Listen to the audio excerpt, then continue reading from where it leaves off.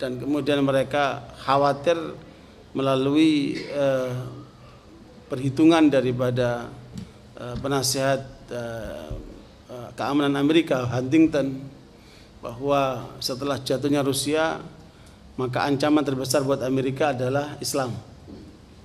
Karena itu kemudian mereka merancang bagaimana caranya untuk kemudian membuat isu terorisme buat menghancurkan jihad fisabilillah dalam ranah umat Islam.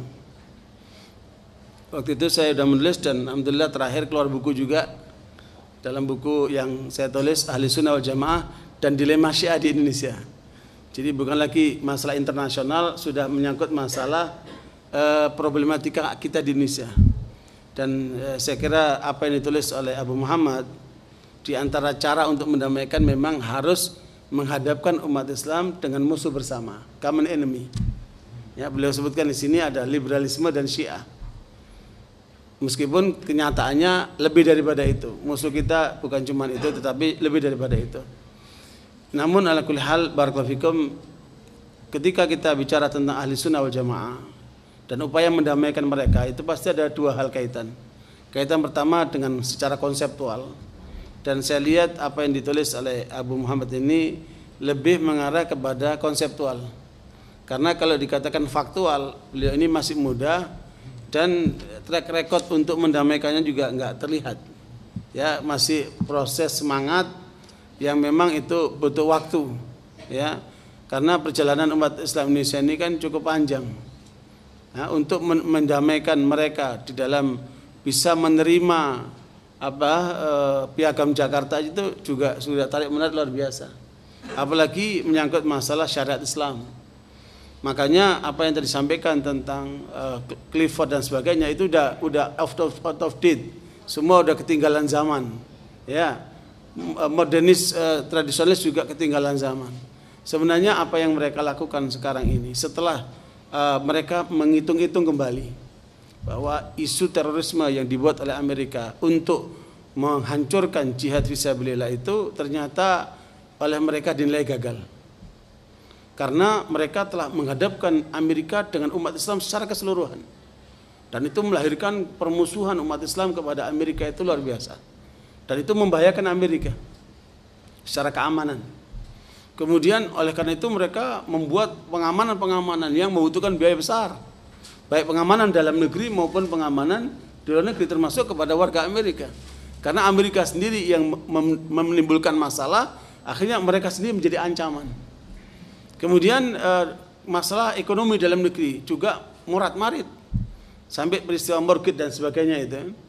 Kalau dihitung-hitung biaya yang dikeluarkan oleh Amerika untuk perang Vietnam dalam waktu 18 bulan, mereka hanya keluarkan 800 miliar dolar.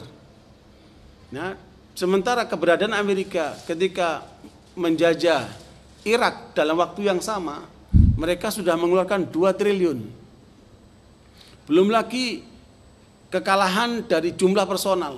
Laporan Amerika resmi 4.000. Tapi laporan mujahidin yang ada di Irak itu mencapai 25.000. Ya, tentara Amerika yang terbunuh. Kemudian belum lagi yang cacat, puluhan ribu. Dan itu akan menjadi beban tanggung jawab ekonomi Amerika yang akan terus membiayai tentang keberlanjutan mereka yang cacat itu. Belum lagi cacat mental, luar biasa. Dahsyatnya luar biasa mereka kekalahannya di Irak itu. Cuma mereka malu menutupi semua itu. Maka dialihkan ke Afghanistan. Itu cara-cara untuk mengalihkan. Sebenarnya mereka terus terang saja kewalahan menghadapi para mujahidin itu. Hanya saja kemudian mereka membuat kesimpulan, kalau ini diteruskan, Amerika bisa bangkrut ini.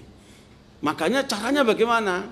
Kemudian para pemikir mereka di antara Jacqueline dan sebagainya itu mengusulkan untuk kita harus melakukan langkah baru dengan cara membenturkan antara umat Islam.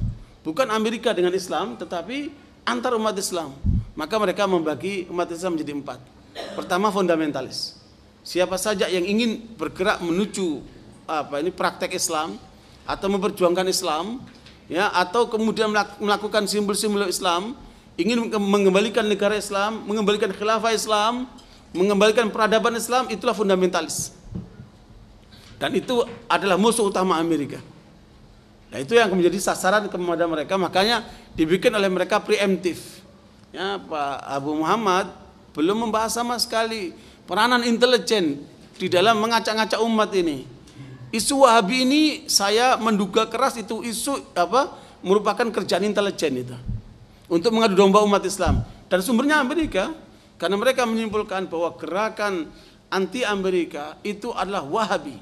Mujahidin itu semuanya Wahabi. Itu kesimpulan Amerika, yang kemudian oleh mereka dijadikan satu alat untuk memecah belah umat. Dan ini yang tidak banyak diangkat. Sementara kita lihat sekarang ini isu Wahabi ini cukup kuat ya di masyarakat, dengan orang-orang yang mereka ini dijalankan oleh gerakan ini, tapi mereka tidak sadar. Apakah lewat buku, apakah lewat ceramah, apakah lewat agitasi ataupun macam-macam itu.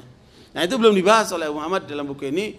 Bagaimana gerakan intelijen yang kemudian mereka, Amerika secara khusus punya prinsip namanya preemptif. Preemptif ini secara aturan internasional ini melanggar betul, karena siapa saja yang dianggap musuh oleh Amerika, maka Amerika berhak untuk menyerang musuh itu dimanapun mereka berada tanpa memperhatikan kedaulatan negara tertentu. Mereka menyerang kelompok yang dianggap anti Amerika di Pakistan umpamanya, langsung mereka menyerang ke tempat itu tanpa harus persetujuan dari pemerintah Pakistan. Nanti begitulah di tempat-tempat lain seperti itu. Jadi ini gerakan intelijen yang berusaha untuk mengadu domba umat Islam, dengan kemudian membagi tempat macam. Kelompok fundamentalis menjadi sasaran utama musuh Amerika utama. Ya, termasuk para mujahidin, gerakan syariah, pro syariah dan sebagainya itu. Kemudian yang kedua adalah satu nama yang oleh mereka disebut dengan liberalis. Yang dulunya namanya modernis, itu sudah berkembang menjadi inklusif, menjadi pluralis, kemudian menjadi liberalis, macam-macam nama, dan termasuk diantaranya substantif. Itu nama-nama yang mereka berkembang, yang sekarang yang muncul adalah kelompok liberalis ini. Ya, kemudian mereka membuat satu jaringan Islam liberal, dan itu dibiayai betul oleh Asian Foundation dari Amerika dan macam-macam gerakan asing yang ada di Indonesia itu. Nah, ini kelompok liberal inilah yang digunakan oleh mereka sebagai kelompok intelektual yang untuk menghantam kelompok fundamentalis ini. Maka dibuatlah lembaga, dibuatlah penerbit, dibuatlah macam-macam cara mereka, termasuk di perguruan tinggi mereka melakukan gerakan ini. Jadi tujuannya apa? Untuk menghantam kelompok fundamentalis. Meskipun mereka sama-sama Muslim, tapi ini sudah menjadi komprador dari pihak asing untuk menghantam saudaranya sendiri. Makanya tidak jarang kelompok liberal itu berani menghantam syariat selain menghantam orang-orang yang ingin menegakkan syariat begitu. Kemudian yang ketiga, mereka menyebut kelompok formalistik ya. Ya, orang Islam yang rame-rame, dikir rame-rame, tablik akbar rame-rame. Yang rame-rame itu oleh mereka itu tidak dianggap bahaya. Karena itu formalistik itu adalah kawan kita yang perlu didukung untuk membuat rame-rame itu. Karena itu bukan sebagai suatu ancaman buat Amerika. Kemudian yang keempat adalah Muslim yang nasionalis. Nah, itu pun dianggap sebagai bagian daripada kerja mereka. Nah, tiga kelompok ini sedang diupayakan untuk dihadapkan dengan kelompok yang pertama. Dan itu kita bisa merasakan. Di Indonesia kita bisa merasakan ya, lewat kenyataan realitas di dakwah, realitas di masyarakat, realitas di media, ya, realitas yang ada di politik, itu semua kita bisa merasakan semua itu. Gerakan-gerakan ini memang mengarah kepada upaya untuk menyudutkan kelompok yang oleh mereka disebut fundamentalis.